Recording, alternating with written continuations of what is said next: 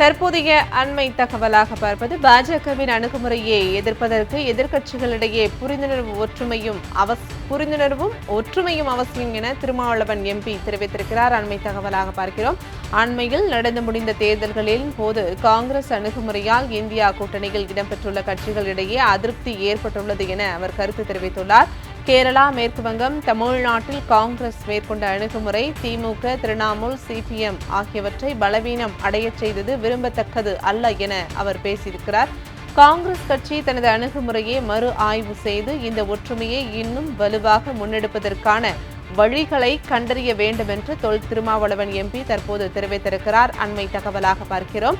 தேசிய கட்சிகளுக்கும் மாநில கட்சிகளுக்கும் இடையே இயல்பாக இருக்கும் முரண்களை கூர்மைப்படுத்தக்கூடாது, அந்த பொறுப்பு தேசிய கட்சிகளுக்கும் உள்ளது என்று தற்போது திருமாவளவன் கருத்து வெளியிட்டிருக்கிறார். அண்மை தகவலாக பார்க்கிறோம்.